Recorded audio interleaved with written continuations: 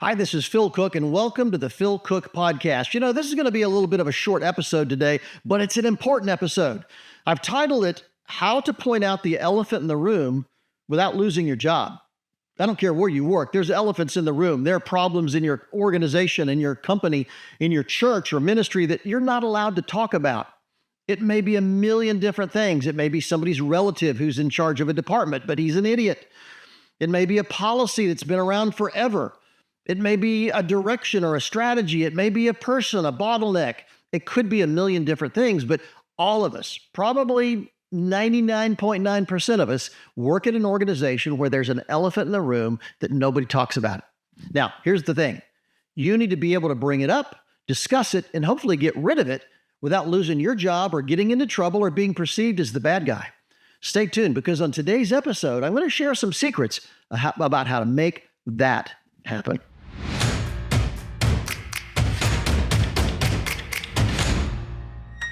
When it comes to the workplace, I can't tell you the number of elephants in the room I've encountered over my many years of working in media, television, and film, consulting with ministry organizations, churches, businesses, talking to leaders around the world. There's so many organizations that just have elephants in the room. And they can really damage an organization for a lot of reasons. Sometimes they create bottlenecks, so your production, your distribution, whatever it is you do is held up. Other times it just creates distrust. The employees see the elephant in the room. They don't understand why leadership isn't taking it seriously. And it's very difficult to trust leaders who don't, or I should say, who aren't aware of the elephant in the room or act like they aren't aware, because we pretty much know they know about it. So I want to give you some strategies today, 5 or 6 little ideas that will help you be a part of the elephant removal team at your organization. It's so very, very important because, like I say, it can mean such a big, big difference. So number one, I would say, is dump the arrogance. Everybody knows you're a genius. I get it. You know you're a genius. I know you're a genius. We're all geniuses. But don't go into trying to solve the elephant in the room with a certain cockiness, a certain attitude. Just lose that kind of arrogance. It's not going to help. If you go in there on your high horse, leaders will immediately push back and you're going to fail. You're just going to fail. It's that simple. I'm just going to say being a jerk doesn't help getting rid of the elephant in the room. The second thing to remember is don't blame someone personally. Now, it could be a person. It could be a policy that a person around the table created, or a relative they've put in place, or a hire they've made, or someone they fired that's the elephant in the room. But don't blame anyone personally. Look at this as an organizational thing. And in these kind of cases, you need to speak about the church, the ministry, the business, the organization, the project, whatever it is. Speak in that context, because accusing someone is only going to make them defensive. They're not going to want to help you fix the elephant, if you will, if you're accusing them of causing that elephant in the room or letting that elephant in the room. So be very careful about accusing or making anyone personally look bad. It just won't help you in your task. Number 3, be very clear about the negatives. When you discuss it, how much money, how much talent, how much product is this wasting? How much of our service is being undermined because of this elephant in the room, because of this policy, this person, whatever the situation is? It really gets a leader's attention very often when you can put things in financial terms. I remember I worked at a ministry one time. It was a church, a big, very successful church, but the pastor was he procrastinated more than anybody I've ever met. I mean, he was late for meetings. He was late for everything.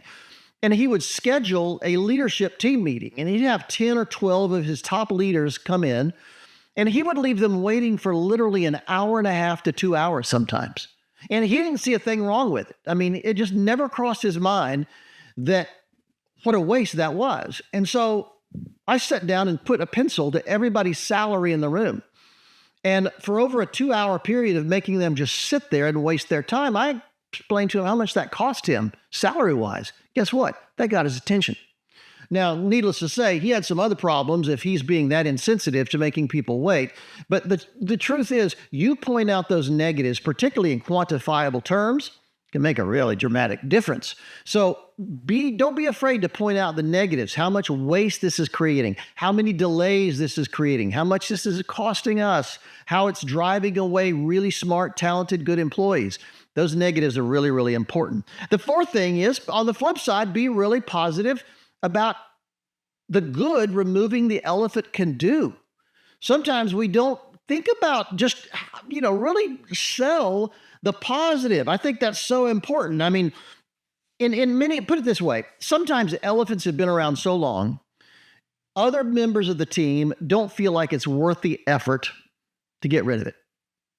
They just, it may not be worth the boss being mad at us. It may not be worth going to this extra trouble. It may not be worth the extra time, but give them a vision of how much better things will be when the elephant is removed from the room. Give them an idea of how much it will change the organization and what the organization could potentially accomplish if it wasn't for this stupid elephant in the room. Be very clear about the positive side of removing it, because people, human nature, people generally won't help you unless they know what's in it for them, unless there's something positive in it for them. So this is a good case for having the meeting before the meeting. Before we have the meeting about the elephant, I'd go individually to people and talk to them about, okay, this is what we're going to talk about, and let me show you how much this will help you and what a difference it'll make for you and what you can accomplish once this elephant is gone. Suddenly, you've got a people that come into the meeting prepared. Never forget the importance of a meeting before the meeting. That can make a big, big difference. And the fifth thing I would say is include everybody on the elephant removal team. This is a team effort. Don't just try to be the hero. Don't just go in there trying to make a big difference and be recognized for your brilliance and your genius.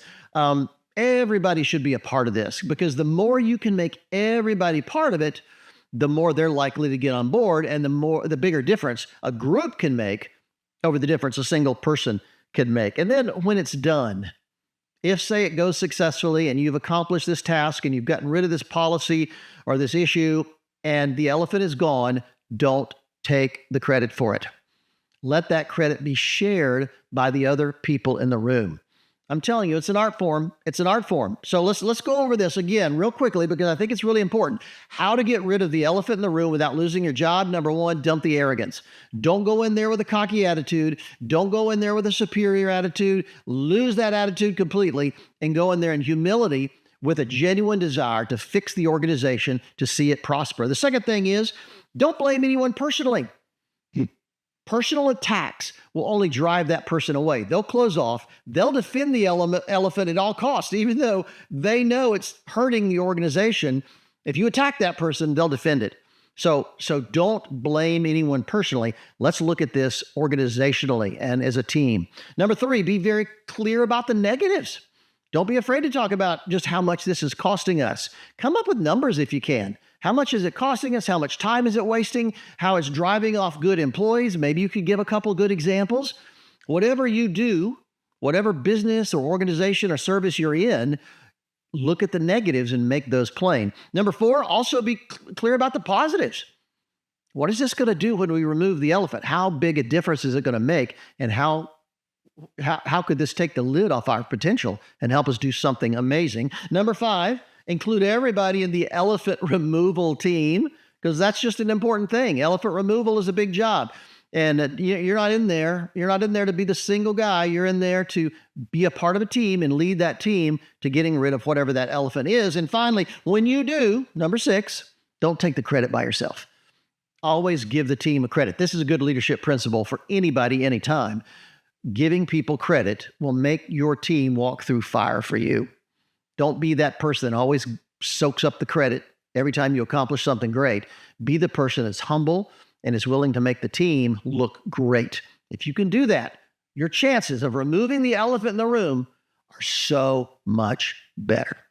Now, one of the things that will help you figure out the elephant in the room and help you give you the confidence to help fix it is my book, One Big Thing, Discovering What You Were Born to Do. This book was designed, and by the way, it was one of the top 10 business books of the year it came out.